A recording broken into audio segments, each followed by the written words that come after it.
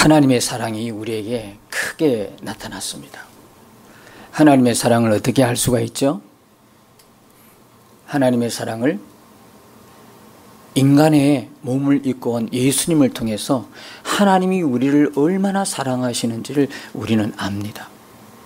여러분, 하나님의 사랑을 어떻게 우리가 알 수 있나요? 여러분의 느낌으로, 여러분의 감정으로, 여러분의 기분으로 그렇게 느낀다고 하면 아마 여러분 어떤 때는 하나님이 정말 나를 사랑하시는 것 같다라고 느껴질 때도 있지만 반대로 어떤 때는 전혀 그 느낌이 없을 때가 있지요. 그러니까 우리의 느낌으로, 우리의 감정으로 무언가를 알려고 하면 그것만큼 참 위험한 것은 없어요. 여러분이 굉장히 컨디션이 좋고 분위기도 괜찮고 그날 아주 그냥 감정도 굉장히 좋고 이러면 다 좋을 텐데 어느 날 굉장히 분위기 전체가 안 좋아. 그럴 때가 있죠.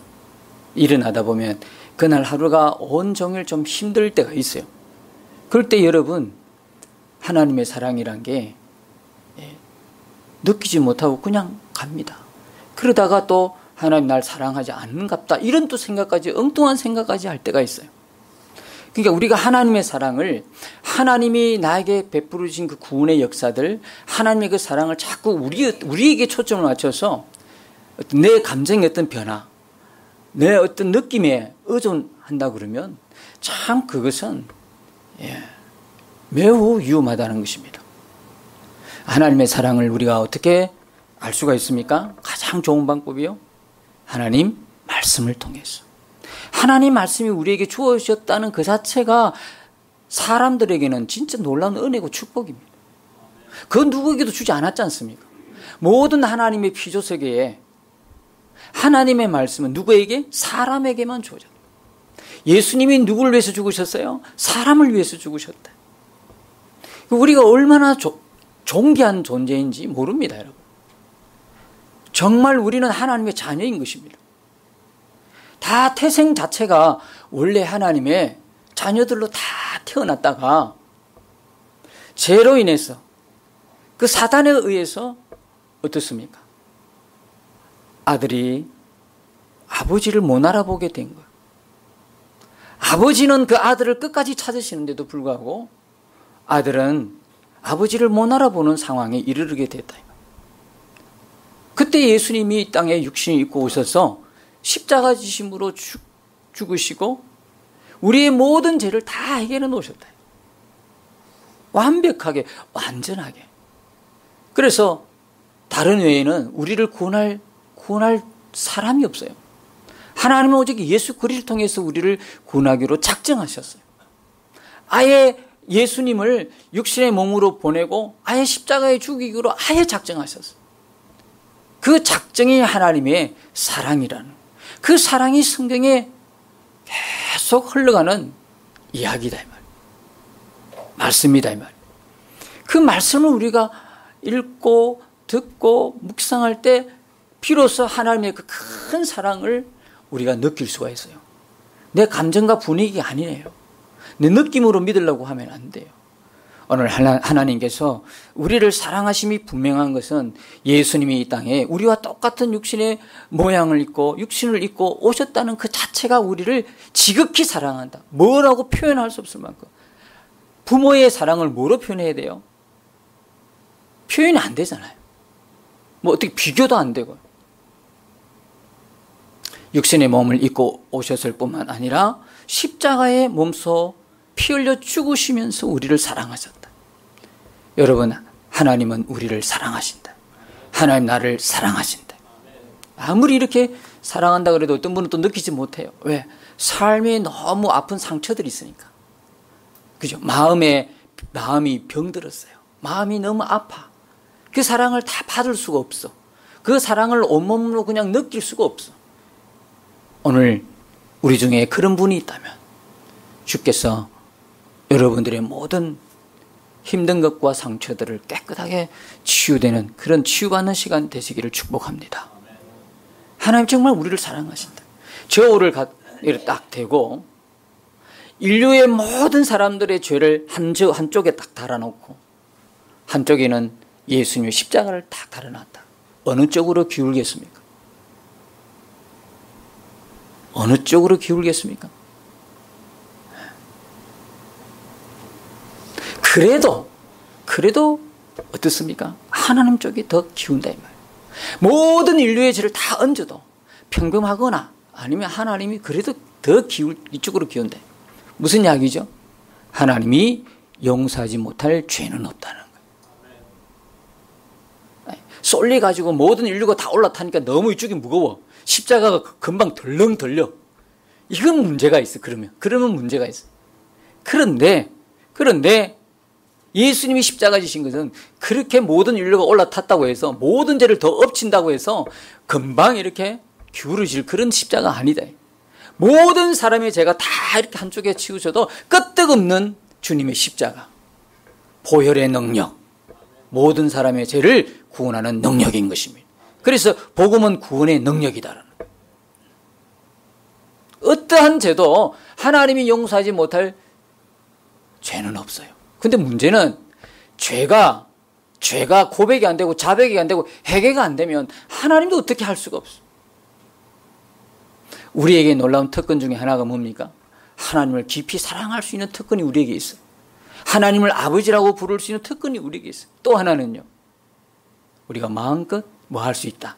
회개할 수 있다. 아버지 잘못했습니다. 왜? 잘못한 건 알거든요. 성령님이 내 안에 계시면 에베소서 4장 30절처럼 성령님이 근심하고 탄식하신 것이 느껴지거든. 근데 그게 느껴지는데 어떻게 내몰라라고 꿀잠을 잘 사람이 있습니까? 성령의 근심에 있는 사람은요, 잠 못 잡니다. 그리고 누워서라도 잘못했습니다. 그 이야기 나온다고. 반드시 나오게 돼 있어요. 여러분은 몰라도 저는 그래요. 저는 누워서 이래 있으면 잘못한 게 느껴져. 아, 이게 주님이 기뻐하지 않는 거구나. 이게 느껴져 온다고요. 아, 이 생각, 이 마음이 주님이 기뻐하지 않은 생각이구나. 느껴지면 자다가도 눈이 떠가지고 뜨는 그 순간에 기도합니다. 주님, 제가 잘못했습니다. 그리고 이제 새벽에 나와서 이제 본격적으로, 무서워하는 것이 도장 찍고 주님 잘못했습니다. 용서해 주십시오. 그리고 자기 전에는 하루에 있었던 일들 중에 혹이나 내가 하나님 앞에 근심된 것, 걱정된 것, 품지 말아야 할 생각, 품지 말아야 할 죄된 마음들을 품고 잠들 수는 없잖아요. 그게 느껴지니까. 그러면 잠자리에서도 잠깐 기도하고자. 주님 용서해 달라고.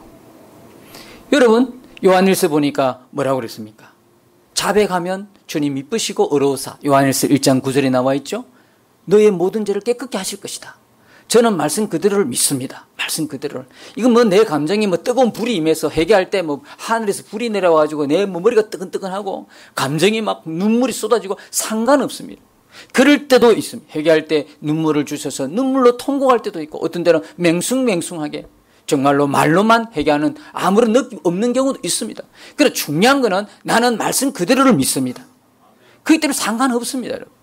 난 자기 전에 하나님 오늘 품지 말아야 할 생각을 품었네요. 정말 죄송해요. 잘못했어요. 회개합니다. 그리고 잡니다.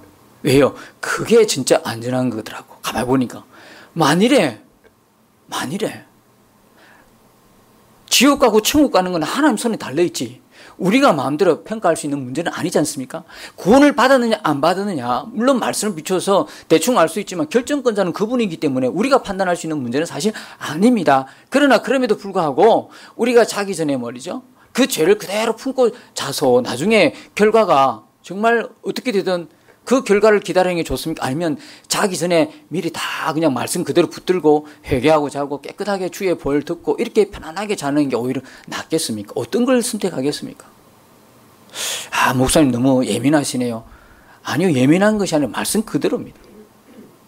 그래서 저는 그렇게 잡니다. 여러분, 우리에게 주어진 놀라운 축복 중에 하나는 회개인 것입니다. 잘못이 무언가를 깨달을 수 있다는 건 축복입니다. 할렐루야. 이거 하나님께서 우리를 야단치려고 하시는 것이 아니라 하나님께서 우리를 벌을 주시려고 하는 것이 아니라 하나님께서 우리를 심판하시려고 하는 것이 아니라 우리를 구원하기 위하고 우리를 살리기 위함이고 우리를 사랑하기 때문에 그런 것입니다. 그래서 예수님 십자가의 보혈의 능력이 과거, 현재, 미래 주님 오실 때까지 역사되는 것입니다. 왜? 우리가 그만큼 연약하니까. 회개는요, 정말 놀라운 은혜고 축복입니다. 예수님의 보혈로 깨끗하게 씻음 받는 것은 매일 매 순간 우리에게 주어주신 하나님의 놀라운 에이스와 같은 은혜인 것입니다. 이 은혜를 여러분 다 누리시기를 축복합니다. 여러분 오늘 아침에 놓으면서 선택의 기로에 있었던 분도 계실 것입니다. 어떤 분은 오늘 내가 교회를 갈까 말까 하는 그런 선택이 있을 수도 있고, 밥을 먹으면서도 내가 무엇을 먹을까 선택하실 수도 있고, 물건을 살 때도 내가 이 둘 중에 어떤 걸 살까, 이런 우리 인생에 어떻게 생각하면 매 순간순간이 선택인 것 같아요. 인생의 중요한 기로에서 내가 어떤 사람을 택할 것인가, 그것도 선택이고, 이게 다 선택이에요.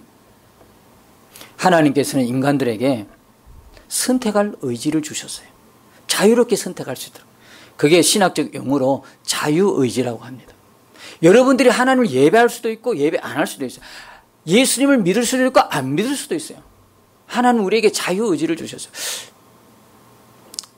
한때는 이런 생각을 해봤어요. 하나님 굳이 왜 그렇게 하십니까? 뭐 굳이 자유의지 주지 마시고 그건 예수 다 믿도록 해서 다 천국 데려가시지. 왜 그렇게, 그런 생각을 참 한 적이 있어요.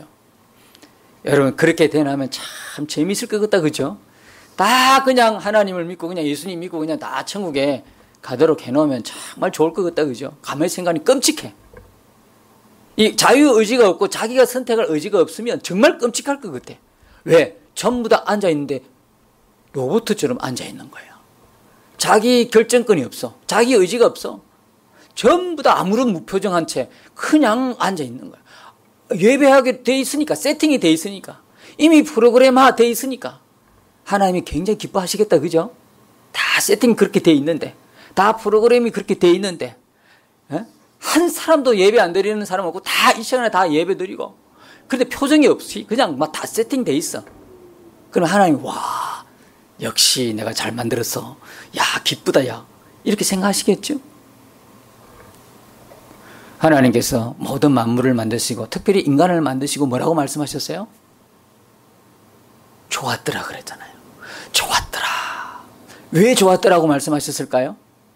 하나님의 형상으로 만들었다. 하나님의 형상으로 만들었다. 다시 말하면 하나님과 인격적인 교제를 나눌 수 있는 존재로 만들어놨다. 하나님은 지정의를 갖고 계신 분이거든요. 인격이신 분이에요. 그러니까 우리에게 자유의지가 주어지건 당연한 거죠. 그런데 우리가 죄로 인하여 타락하고 하나님을 예배하지 못한 그런 상황에서 회심하고 돌아와서 하나님께 손을 들고 찬양하고 경배하는 것하고 그냥 세팅이 되어 있어서 자동적으로 예배하게 되어 있는 거하고 어느 쪽이 더 기쁠까요? 하나님 볼 때. 기계를 쳐다보면서 야, 기쁘다는 사람 누가 있어요? 야, 역시 잘 만들었네. 이렇게 할 사람 누가 있어요? 아무런 감정적 교류가 없는데, 아무런 지정의 인격적인 관계가 형성이 안 되는데, 기계를 보면서 야, 너 내 정말 사랑한다. 야, 너 친밀하게 너와 관계를 맺고 싶다. 이런 사람 어디 있습니까? 그렇지 않습니까? 선풍기가 이렇게 우리를 시원하게 해주지만 선풍기 앞에 가서 야, 나 너 너무 사랑스럽다. 야, 너 한번 교제를 해보자. 야, 이럴 사람 누가 있습니까? 우리는 다 그런 사람 보면 이렇게 되었다 하고 이야기를 안 하잖아요. 하나님 똑같으신 거 아닐까요? 우린 자유의지에 우리 마음대로 할 수 있어요, 여러분. 여러분 이 세상에 올 수도 있고 안 올 수도 있어요. 예수 믿을 수 있고 안 믿을 수 있어요.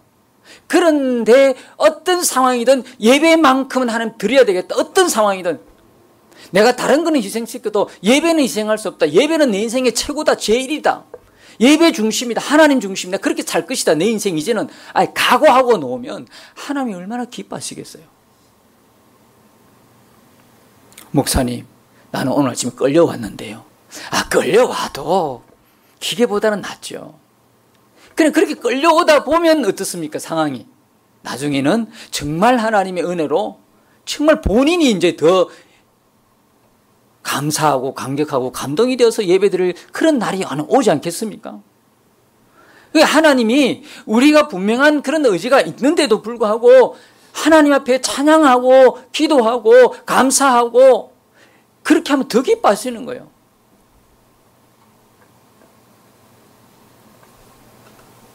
하나님이 우리가 믿음으로 반응한 것을 너무 기뻐하시죠.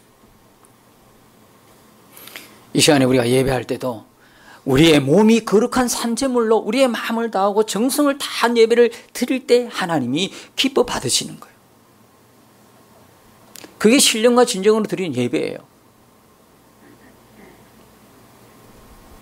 신명기 30장 19절에 이런 말씀이 있어요. 내가 생명과 사망과 복과 저주를 내 앞에 두노니 너와 내 자손이 살기 위해서 생명을 택하고 그랬습니다. 우리는 매 순간 매 순간 선택의 기로가 있는데 우리의 선택은 바로 생명이 되고 축복의 선택이 되어야 될 줄 믿습니다. 생명과 축복을 선택하고 사는 거예요, 우리가. 그러니까 여러분이 생각을 하셔야 돼. 생각 없이 살면 안 돼. 매 순간 생각을 해보셔. 내가 지금 걷는 이 길은 하나님이 내게 주신 생명의 길인가? 내가 걷는 이 길은 하나님의 은혜의 길인가? 축복의 길인가? 한번 생각해 보십시오. 여러분, 하나님, 목사님, 저는 도무지 분별이 안 되는데, 아니요, 분별됩니다. 왜 될까요? 그럼 목사님만 되고 여러분 안 되나요? 저는 되고 여러분 되나요? 우리 다 됩니다. 왜 그렇습니까? 우리 안에 성령이 계시기 때문에 그렇습니다. 목회자만 되고 여러분 되고 그런 거 없습니다. 다 됩니다. 할렐루야. 생각만 여러분이 딱 중심만 주님께 두면 다 됩니다. 이게 성령으로부터 온 생각인지, 이게 내 육신으로부터 온 생각인지, 이게 사단으로부터 온 생각인지 다 분별이 됩니다. 할렐루야. 다 분별이 돼요. 여러분이 뭘 선택할 것인가? 밥 한 끼를 먹어도 생각하고 먹잖아요. 그냥 막 가게가 있다고 막 먹을 게 있다고 막 들어갑니까? 좀비도 아닌데 그렇게 들어갈 수 없지 않습니까? 뭘 먹을까 생각하잖아요. 어느 길을 내가 지금 서 있는 길이 어느 길인가 분명히 우리 생각을 통해서 성령의 뜻을 우리가 받을 수 있어요. 그래서 우리가 항상 생명과 축복의 길을 선택할 수 있는 지혜가 우리에게 있다 이 말이에요. 왜? 우리 안에 성령이 계시기 때문에. 여러분 데살로니가전서 5장 16, 18절 잘 아시잖아요. 암송도 잘 하잖아요. 범사에 기뻐하라. 쉬지 말고 항상 기뻐하라. 쉬지 말고 기다라. 범사에 감사하라. 안 할 수도 있어요. 그때 범사란 이야기는 좋은 일뿐만 아니라 그렇지 않은 내가 원치 않은 그런 일도 다 포함됐다 그러잖아요. 여러분은 얼마든지 감사 대신에 불평할 수 있다니까요. 여러분은 뭐가 있어요? 자유의지가 있어요. 선택의 의지가 있어요. 여러분 그렇게 살 수 있어요. 여러분 쉬지 말고 기도하라. 기도 안 하고 살 수 있어요. 기뻐하라? 아니요. 늘 우중충하게 살아갈 수 있다니까. 여러분 마음대로 그렇게 할 수 있어요. 그러나 그럼에도 불구하고 우리는 어떻게 해요? 어느 길을 택해요? 우리는 기뻐하고 감사하고 기도의 삶을 택하는 거예요. 그게 왜? 생명이고 축복의 길이니까. 우리 안에 성령이 계신가 그 길을 가게 하는 거예요. 우리에게 일어나는 환경을 주목하지 말고 말씀을 주목하고 주님을 주목하고 내 안에 오신 성령님을 주목하는 거예요. 그런 삶을 사는 사람은 그렇게 되어 있다 말이에요. 되려고 하는 것이 아니라 되어진다 이 말이에요. 왜? 성령 때문에. 성령님 내 안에 계시기 때문에. 그러니까 우리가 제일 중요한 거는 뭐냐면 내 안에 계신 주님께 눈을 뜨는 게 중요한 것이고 그 주님을 바라보며 사는 게 너무너무 중요한 거예요. 이게 복음 중에 복음이다 이 말이에요. 어떤 분이 그래요. 목사님 매일매일 어떻게 영성일기를 써요. 주님과의 있었던 그 예수님 바라보고 쓰는 그 일기를 매일매일 어떻게 똑같은데요. 똑같지 않아요. 그럼 나는 어떻게 매일매일 써요? 똑같은 내용을 매일 쓰나요? 다 다르잖아요. 왜 그렇죠? 그 이야기는 무슨 이야기죠? 예수님 바라보지 못했다는 이야기죠. 예수님 바라보면요 매일매일이 새롭습니다. 할렐루야. 매일매일 새로운 거라니까. 예수님은 그렇게 따분한 분이 아니세요. 내 안에 오신 주님은 놀라운 분이세요. 우리가 상상을 초월하는 분이에요. 너무 우리를 재밌게 하시는 분이고 너무 우리의 기분을 너무 좋게 하시는 분이에요. 그분이. 매일매일 다양하게 우리를 이끌어 가셔요. 똑같은 상황이 벌어져도요 각도가 다 달라요. 여러분이 성경 볼 때 그렇잖아요. 한 번 읽을 때와 두 번 읽을 때, 세 번 읽을 때 다 똑같습니까? 읽을 때마다 달라져. 암송을 해도 읽을 때마다. 그럼 그러면 목회자들이 설교할 때 똑같다 그러면 어떻게 그걸 다 하겠어요? 제가 이게서 설교할 때 본문 똑같은 거 가지고 내용 다 다르게 설교를 하잖아요. 그때마다 주시는 성령님은 너무 다양하니까. 너무너무 다양하게 주셔요. 우리가 예수님이 바라보아지지 않으니까 일상이 똑같다고 생각하는 거예요. 그렇지 않습니다. 매일매일 예수님 바라보면 매일매일이 우리에게는 새로운 날입니다. 늘 새로운 걸 체험하게 되는 것입니다. 세상 사는 사람들이 가는 길을 택하지 말라는 거예요. 세상 사는 사람들은 무슨 길을 택합니까? 내 하고 싶은 대로 하는 거예요. 내 마음대로. 그렇게 살지 말고 이제는 말씀을 따르고 성령을 쫓아가는 삶을 선택하라는 거예요. 왜? 너희 안에 성령이 계시기 때문에. 조금만 구하면 금방 우리가 따라갈 수 있잖아요. 안 구하니까 문제. 내 안에 성령이 계신 조차를 모르니까. 안타깝잖아요. 그래서 제가 가는 곳마다 혹시 교회가 불러줘서 예배를 하게 되면 가는 곳마다 제 메시지는 통일하게 하나예요. 우리 집사님도 우리 교회 몇 분들에게 보셔서 알겠지만 나는 통일한 메시지 외에는 없어요. 우리 교회에서도 이 메시지 가고 2년을 지금 하고 있는데 다른 교회 가면 한 번 주어지는 기회에 내가 다른 말 하겠어요? 우리 안에 계신 예수님께 더 이상 무슨 말을 하겠어요? 수십 년 신앙생활해도 내 안에 계신 주님이 실제가 안 되는데 복음이 그거 외에는 다른 거 뭐 있습니까? 실제가 되면 변화가 일어나는 거예요. 아무리 좋은 것 많이 알아도요, 아무리 제자 훈련 많이 해도요, 이론은 안 돼, 교리는 아는데 실제가 안 되면 변화가 없다 이 말이에요. 세상 사람들은 우리의 입술을 주목하는 것이 아니라 우리의 삶을 주목해 보는 거예요. 복음으로 변화된 우리의 삶을 그들은 주목해 보는 거예요. 교회 오래 다닌 것, 많이 아는 것, 그건 별 능력이 안 됩니다. 진짜 주님과 함께 사는 게 능력입니다. 그게 우리의 능력이다. 오늘 본문에 보면 10절에 보십시오. 형제를 사랑하여 서로 의해하고 존경하기를 서로 먼저 하며 그랬습니다. 여러분 사랑할 만합니까? 내 옆에 그 사람이 우애하고 존경할 만합니까? 그런데 서로 먼저 하며 뭘 택하라는 이야기입니까? 사랑을 택하고 우애를 택하고 존경을 택하라는 겁니다. 왜? 성경이 그렇게 말씀하고 있지 않습니까? 여러분 결혼한 분들은 아시겠지만 결혼 초기에는 서로가 존경스럽고 사랑스럽습니다. 근데 그게 오래 못 갑니다. 한 1년 정도 갑니다. 1년은 아주 서로 못 볼 것 참아주고 견뎌주고 이러는데 길면 한 3년. 3년도 기적이죠. 1년 하면 딱 좋습니다. 1년. 1년 뒤에는 진짜 정으로 사는 거지 사랑으로 사는 건 아니라고 이야기를 하더라고요. 이렇게 결혼에 대한 환상을 깨세요. 결혼에 대한 재밌게 사는 분한테는 미안하지만 그런데 조금 지나면 그렇게 존경스러운 남편이 그렇게 사랑스러운 아내가 이제는요 더 이상 그렇게 보아지지 않는다는 거예요. 그럴 때 어떻게 하죠?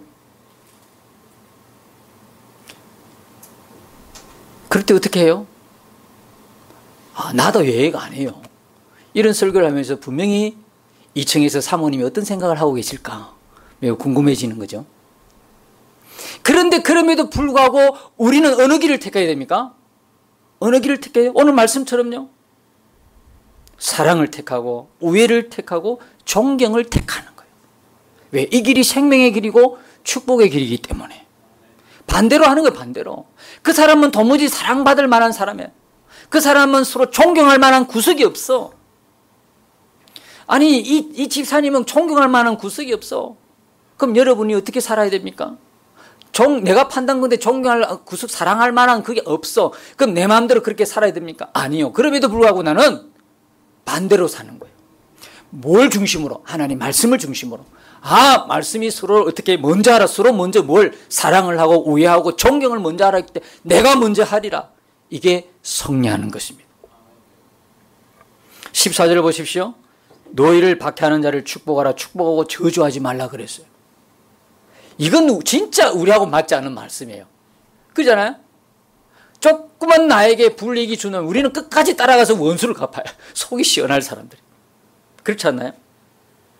19절에 보면 내 사랑하는 자들아 너희가 친히 원수를 갚지 말고 하나님의 진노하심에 맡기라 그래 됐는데 하나님의 진노하심에 맡기기는 그냥 우리가 갚아야 속이 시원해. 우리는 이에는 이, 눈에는 눈. 그죠? 그렇지 않나요? 이렇게 보니까 여러분은 전혀 여기에 해당이 안 되는 분이네. 그럼 나만 그렇다. 나는 갚아줘야 속이 시원한 사람이야, 나는. 내가 받은 그대로 갚아줘야 좀 식성이 좀 풀리는 사람이야. 그런데 말씀은 그렇게 하지 말라고 하는 거예요, 지금. 응? 하나님께 맡기라는 거예요. 우리는 박해하는 자 축복은커녕 박해하는 사람 걸리게만 해봐. 그냥 내 원대로 1년치를 다 갚아주리라. 이런 마음을 품고 산다. 그런데 성경은 뭐라고 그럽니까? 너희를 박해하는 자 축복하라 그래. 축복하고 저주하지 말라 그래. 우리는 막 바로 조그만 것도 손해를 입으면 바로 입에서 자동적으로 나가잖아. 그냥 저주가 막 나가잖아요. 그런데 하나님 말씀을 축복하래. 원수를 사랑하고 축복하래. 되겠습니까? 여러분 표정이 기가 막힌 표정을 하고 있어요. 되겠습니까? 우리로서는요, 죽었다 깨도 이렇게 못해. 죽었다가 깨도 이렇게 못해. 당장 어디서 볼 수 있습니까? 원수도 아닌 가정에서 보면 알아. 가정에서. 원수도 아니야. 남모르는 원수도 아닌데 가정에서도 이렇게 못해. 가정에서도 벌써 조금만 이런 부부 사이도 못하고 그 다음에 자녀들하고도 이렇게 못해. 우리가 원래 그런 사람. 이거 어떻게 가능하죠? 네? 이게 어떻게 가능한 거예요? 그래서 성령이 우리 안에 오신 거예요. 성령이 오셨는데도 여전히 우리는 우리 고집대로 살려고 그러죠. 성령이 오셔서 우리가 안 되는 것 되게 하시는 거예요. 성령의 사람들은 이름에도 불구하고 내 원래 속성이 그럼에도 불구하고 말씀을 붙드는 거예요. 세상과 반대 정신으로 살아가는 거예요. 살면서 만나는 문제를 역으로 바꾸어 푸는 거예요. 여러분 문제를 그대로 그냥 풀면 안 돼. 역으로 바꿔서 풀어내는 지혜가 우리에게 필요한 거예요. 그게 성령의 역사다. 여러분 이걸 오늘의 본문의 말씀을 그대로 우리 삶에 한번 적용해 봅시다. 우리 삶에 물질의 문제가 있어요. 건강의 문제가 있어요. 가정 문제가 있어요. 사람과의 관계 문제가 있어요. 직장 문제가 있어요. 어떻게 대응하실 겁니까? 이제 어떻게 대응하실 것입니까? 예전 같으면 문제 생기면 낙심하고 누구 탓하고 원망하고 세상 방법, 인간적인 방법 다 찾아서 했어요. 보이는 대로 판단되는 대로 내가 기준이 되어서 다 일 처리했어요. 그러나 이제는 그렇게 결정하지 않아요. 이제는 어떻게 결정해야 돼요? 말씀 그대로 순종하는 거예요. 인간적인 방법 대신에 주님을 의지하고 또 기도하고 몸부림치는 거예요. 믿음으로 살려고 몸부림치는 거예요. 왜? 그렇게 살지 않으면 이제는 못하게 돼 있어요. 이제는. 왜? 여러분 안에 주장하는 분은 누구세요? 성령님이다. 주님이 주인이 돼버렸다. 이제는 그렇게 포기해요. 이제는 옛날처럼 그렇게 못해요. 그게 정상이에요. 그렇게 하려다가 오히려 더 큰 어려움을 경험해요. 금방 돌이키잖아요. 그게 여러분 안에 주님이 계신 분명한 증거인 것입니다. 사과를 사는데 어떤 분이 꼭 썩은 사과를 사주는 아주머니가 있었대요. 이분은 시장에 가서 사과 행상을 하는 분에게 사과를 이래 살 때면 항상 우리는 뭘 고르죠? 험없는 거, 안 상한 거, 그것만 고르잖아요. 그렇게 다 골라놔놓고 이거 하나 주세요 하고 주인이 줄 생각 없는데 내가 얼른 받아가지고 덤으로. 근데 이분은 고르는데요. 좋은 거는 놔두고 흠이 있는 것만 골라. 흠 있고 상한 것만 다 골라. 그리고 덤도 요구하지 않아. 하나 더 달라고 하지 않아. 그러니까 가는 거야. 매일 그 시장에 만나면 매일 그런 거야, 이게. 이 사과 행상을 하면 도대체 이 사람 또 누구냐, 도대체. 세상에 이런 사람 처음 봤거든. 완전히 달라요.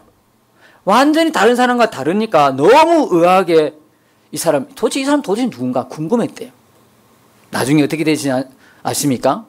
결국 이 사과 행상을 하던 분이 그 아주머니를 따라서 교회에 나오게 되었다는 일입니다. 이 사람이 다른 사람과 똑같았다면 이 사과 행상을 하는 분이 교회를 다녔을까요? 세상이 주목하는 사람은요, 불신자들이 안 믿는 사람이 주목하는 사람은 뭔가가 자기와 다르게 사는 사람, 세상과 다르게 사는 사람, 세상과 반대로 사는 사람. 그런 사람이 주목되는 거예요. 여러분, 세상 사람들은 어려움을 만나면 주저앉고 좌절하고 실망하고 낙심하고 해결책이 없으면 목숨을 끊고 그런 비극적인 결론을 내요. 그러나 믿음의 사람은 환난을 당하면 당할수록, 어려움을 당하면 당할수록 더 어떻게 됩니까? 더 어떻게 해야 돼요? 주님 앞에 나가는 거예요. 그러니까 평소에 새벽기도 없는 사람이, 저녁기도 안 놓은 사람이 새벽기도를 놓고 저녁기도를 놓는다. 하나님도 희한하게 그렇게 다루시는 거예요. 하도 기도 안 하니까 이제 기도의 문제를 주는 거예요. 그리고 새벽에 안 나왔다 하면 목사님들이 불안해지기 시작. 새벽에 안 나오면 어느 날 새벽에 왔다가 하면 불안하는 거예요. 나와서 좋기는 좋은데 분명히 그에 맞다 이 말이에요. 예언이 적중한다. 문제가 있구나. 문제 있어요. 하나님도 또 그렇게 또 풀어가시더라고. 그러니까 가장 좋은 방법은 문제를 주기 전에, 문제 만들기 전에 나오시는 것이 가장 좋다. 사고 터지고 나서 기도하기보다는 사고를 예방하는 기도가 더 좋다 이 말이에요. 그죠? 목사도 좋고 여러분도 좋고 다 좋다. 여러분이 아픈 문제가 생기면 같이 울어야 되잖아. 같이 아파야 되잖아. 그러니까 여러분이 그 아프기 전에 미리 나와서 기도하면 얼마나 좋겠나 이 말이에요. 세상 사람들은 절망한 순간에, 그러나 이게 웬 은혜인지 하나님의 사람들은 문제만 생기면 안 나오다가도 기도한다 이 말이에요. 하나님에 더 가까이 나간다. 할렐루야. 이게 얼마나 큰 은혜요 축복인지 모릅니다. 그래서 세상 사람들의 생각이, 야, 신기하다. 나 같았으면 포기해도 벌써 포기했을 것이고 죽었으면 벌써 죽었을 텐데 도대체 저 사람들은 뭐지? 그 어려움 속에서도 얼굴 보니까 평안하고 오히려 기뻐하는 이유가 뭐야? 그들의 눈에는 궁금한 거예요. 아까 사과 행상을 하던 그분의 눈에 궁금한 것처럼 그렇게 여러분의 모습이 그렇게 비춰지는 거예요. 여러분, 돈이 없을 때 지금 어떻게 하시나요, 여러분? 주머니 보니까 다 돈이 떨어졌어. 어떻게 해요? 누구에게 빌리러 갈까? 꾸우러 갈까? 사람 찾아다니죠. 건강에 심각한 문제가 생기면 어디가 그게 용해 막 인터넷 뒤지고 사람 찾고, 자녀들과 가정에 문제가 있으면 저 사람 때문이야. 남편은 아내 때문이야. 아내는 남편 때문에. 집안이 원래 그래. 씨가 원래 그래. 이제는 반대로 살아야 돼요. 원래 여러분들이 돈이 떨어지면 이제는 좀 믿음이 많이 이제 성숙해졌어서 아무것도 안 한다. 좋은 거죠. 네. 그러나 여러분은 이제 달라져야 된다. 어떻게 달라져야 된다? 돈이 없거나 건강이 떨어지거나 가정에 문제가 생겼거나 자녀들에게 문제가 생겼으면 어떻게 해야 된다, 이제는? 어떻게 해야 된다? 그대로 있어야 된다? 아니죠. 여러분의 아버지 앞에 나가야 하는 거예요. 아버지께 구하는 거예요. 조세핀 김 교수라는 분이 있어요. 지난 주에 제가 그 영상을 통해서 계속 봤는데, 이분이 자녀 교육에 유명한 분입니다. 한번 기회가 되면 조세핀 김 교수라는 분입니다. 유튜브에 치면 바로 나옵니다. 어떻게 자녀를 기르느냐로 요즘 아주 강의가 뜨는 분인데, 이분 아버지가 개척교회를 하셨어요. 개척교회를 했는데 중학교 때인가 초등학교 고학년 때 학용품 살 돈이 없었어요. 용돈은 없고 학용품 살 돈도 없었어. 그래서 아버지에게 가서 학용품 살 돈을 달라고 손을 내밀면 아버지가 항상 목사님이신 아버지가 항상 그랬대요. 네 아버지한테 구해라. 그랬다는 거예요. 이 소녀가 그 당시는 이해가 안 되는 거예요. 자기는 아버지한테 와가 돈을 달라고 그러는데 아버지 하는 말이 너 아버지 있지 않냐? 너 아버지한테 구하라 그러니까 이 소녀가 이해가 안 되는 거예요. 무슨 말인지 이해가십니까? 자기는 지금 아버지 앞에 와 돈 달라고 그러는데 그 아버지는 너가 아버지한테 구하라 그러니 이게 무슨 말이냐 이거죠. 그렇네요. 그런데 이분이 그때부터 뭐 했습니까? 하나님 아버지에 대한 철저한 믿음을 갖게 됐다. 나도 그러고 싶어 진짜.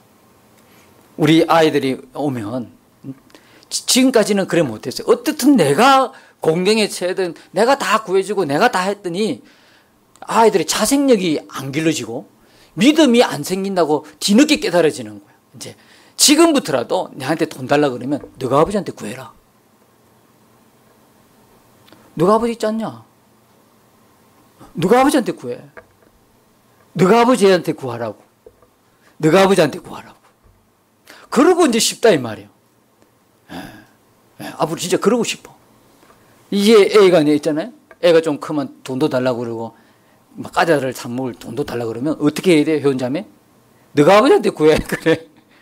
그러면 얘가 또 있다가 아버지 퇴근하면 막 쫓아 기다렸다가 아버지한테 손댑니다. 그럼 아버지 또 뭐라 그래? 너가 아버지한테 구해. 그러면 어릴 때부터 이 아이가 진짜 아는 거예요. 아, 그랬구나. 용돈이 필요하면 무릎을 꿇고 하나님께 기도하는 아이가 된다 이 말이에요. 이런 아이가 된다 이 말이에요. 현지야, 뭐가 필요한 거 없니? 어떻게 할래? 너 아버지 있잖아. 그 아버지 말고 그 아버지.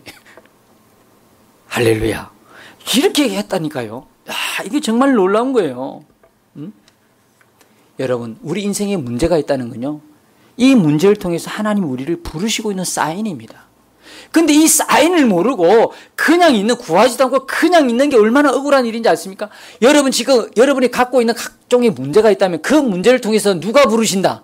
주님이 나를 부르고 있다니까 지금. 가정의 문제를 통해서, 자녀의 문제를 통해서, 내 건강을 통해서, 물질의 문제를 통해서 지금 그 문제 속에 있다면, 여러분 안에 성령이 계신 것이 분명하다면 하나님이 그 문제를 통해서 누굴 부른다? 나를 지금 콜링한다. 나를 부르고 있다는 거예요. 근데 정신을 못 차리고 있어요. 그냥 사람한테 쫓아가는 거예요. 빚지는 거예요. 그럼 계속 빚만 올라가는 거예요.